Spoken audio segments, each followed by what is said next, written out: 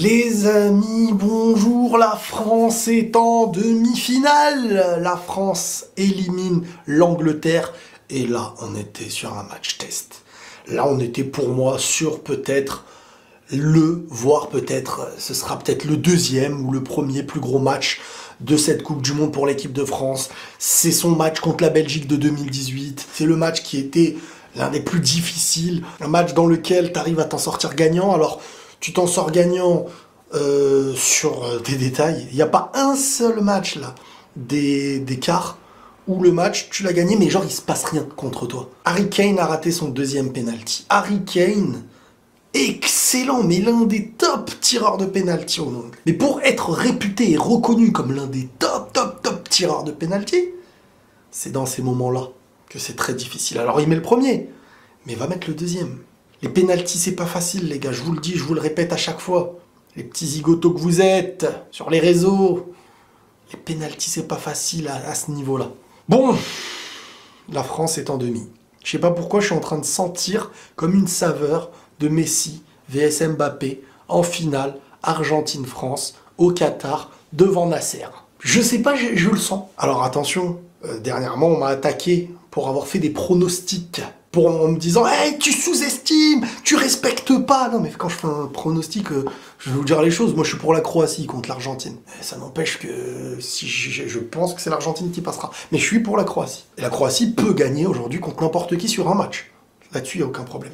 Et les gars, France-Maroc qui arrive. Non, parce que là c'est l'intro, mais est-ce que vous vous rendez compte? France-Maroc, courage aux Champs-Élysées la semaine prochaine. Ça va être agité. La France ou le Maroc rejoindra la finale de la Coupe du Monde. Déjà, c'est incroyable.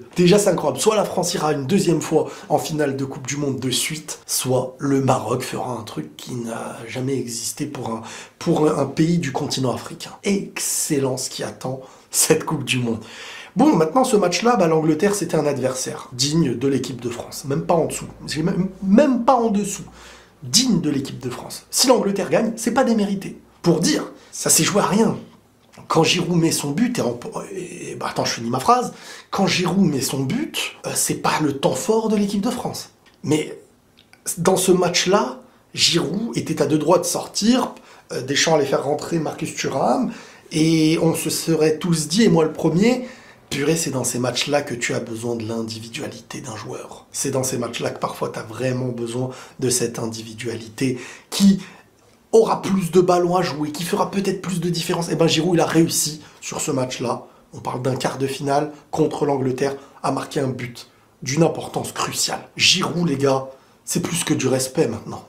Je pense qu'on est tous d'accord pour dire que ce gars réussit son parcours en équipe de France. Il est le meilleur buteur de l'histoire de l'équipe de France. Il qualifie son équipe en demi. Et Tchouaméni, j'allais oublier Tchouaméni, mais quelle honte à moi. Alors Tchouaméni, certes, c'est lui qui fait la faute sur Saka, mais s'il te met un but sans élan, le but qui lance le match et qui donne la confiance à l'équipe de France. Tchouaméni, incroyable, les gars. Je vais pas parler du Real, mais à son âge, ça fait très plaisir de l'avoir, ce mec-là. Bon, le duel Walker-Mbappé, c'était un petit peu flash contre Zoom. Ça courait, c'est un duel de malade. Très difficile à gérer le Walker. Mais non, l'Angleterre était... Franchement, Bellingham, Foden, Harry Kane, Walker... ils ont une équipe, ils ont une véritable équipe. Comme je vous le dis, cette équipe-là n'est pas moins forte que l'équipe de France sur ce qu'elle a proposé. La France, elle s'est fait bouger comme je l'ai vu très peu dans une grosse compétition. C'est vraiment, ça se joue à un pénalty raté, et après, tu sais pas ce qui peut se passer. Je suis un peu déçu côté droit d'Embélé. J'ai l'impression vraiment qu'il se bride et que devrait avoir, je vais pas dire la même importance qu'à Mbappé sur le côté, mais il devrait... vraiment tenter beaucoup plus de déstabiliser. C'est des joueurs qui sont là pour ça. Je veux dire, au milieu, tu es là pour récupérer, tu es là pour stabiliser. Les côtés, il faut prendre le risque. Parce que quand le risque, tu perds la balle une fois, deux fois, trois fois, mais quand ça passe, voilà, ça peut aller au but. J'ai pas trop été très... Bon, après, il y a un énorme travail défensif aussi. Koundé aussi, ça a été très difficile sur son côté. Mais Koundé, j'ai du mal à lui en vouloir parce qu'il est dans un poste qui n'est pas le sien. Il a pas de base, il est en Coupe du Monde. Quart de finale, il joue des mecs... eux qui sont à leur poste. Et Lloris qui sort un gros match. Comme d'habitude dans les grosses compétitions, Giroud présent, Tchouaméni, bon, bah, il est buteur, hein. Dommage qu'il offre un péno. Et Théo Hernandez, j'ai beaucoup aimé à certains moments et à d'autres moments une perte de sang-froid, un excès d'agressivité qui donne un penalty. Ça aurait pu coûter cher. Hein. Ça, ce genre de truc, ça peut coûter très cher. Les gars, alors, c'est-à-dire soit on voit l'équipe de France, si elle passe contre le Maroc, attention, le Maroc, je vous l'ai dit tout à l'heure, peut faire déjouer n'importe qui aujourd'hui. Ils l'ont fait contre l'Espagne, ils l'ont fait contre le Portugal, ils ont battu la Belgique, ils n'ont pas perdu contre la Croatie. Ils peuvent faire déjouer n'importe qui. Alors l'équipe, ça va être dur. Je dis pas qu'ils vont, je pense pas, pour l'instant, je les vois pas, je ne pense pas qu'ils vont battre l'équipe de France.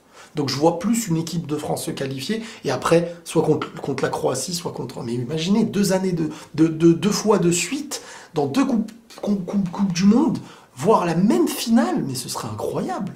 Je sais même pas si ça a déjà eu lieu, ce truc-là. C'était chaud. C'était chaud, les gars. L'équipe de France a souffert. C'est dans la souffrance qu'ils ont réussi à gagner ce match. Mais je pense que c'était peut-être le match le plus difficile à jouer pour eux. J'ai vraiment le sentiment que c'est le plus gros match qu'il fallait gagner. Je pense pas que les autres vont être aussi durs que celui-ci.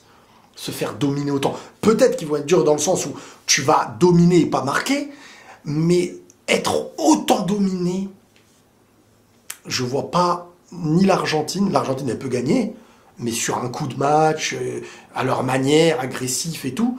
La Croatie aussi, sur un coup de match, une équipe solide, intelligente, qui donne sa vie. Le Maroc à sa manière, mais je les vois pas, une des 3 qui restent, bouger l'équipe de France comme l'Angleterre l'a fait aujourd'hui. Cette équipe d'Angleterre, elle a de l'avenir. Hein. Elle a de l'avenir de fou. Bellingham, bon, bah, il m'a montré, ce mec-là, que il a les capacités pour aller au Real à son âge. Voilà, faut mettre le prix. Hein. Madrilène, vous m'entendez, mettez le prix. Il m'a convaincu sur cette Coupe du Monde, le mec. Il a tout d'un grand joueur. Bravo Deschamps aussi, parce que franchement, se retrouver en demi-finale et peut-être aller au bout de cette Coupe du Monde, sur 2 Coupes du Monde de suite, entre les deux, en ayant fait aussi une finale de l'Euro, juste la déception du dernier Euro, chapeau. Chapeau, avec des grosses blessures, en réussissant à retrouver un équilibre pareil. Et on en a déjà parlé. Bravo, hein. Franchement, ils ont été solides, ils ont su être dominés. De toute manière, temps faible, temps fort. T'es une équipe qui maîtrise pas temps faible, temps fort, tu ne vas pas loin en compétition. Tu ne vas pas loin en compétition. C'est pas l'équipe de France qui va laisser les espaces que le Brésil a laissés quand il menait 1-0 en deuxième mi-temps de prolongation. C'est pas possible. Deschamps, il pense défense. Et il sait les génies qu'il a. Le reste, voilà. Voilà. Temps faible, temps fort. La France a su être bougée. La France a su gagner. Et la France a su gagner sur ses petits temps forts. On a eu de ce match-là, on a un peu du France 2018. Vraiment, on dirait que c'était il y a quelques mois. Bravo. Ils ont su gérer. Et c'est comme ça qu'on gagne des grosses compétitions. Les amis, prenez tous soin de vous et la paix sur vous.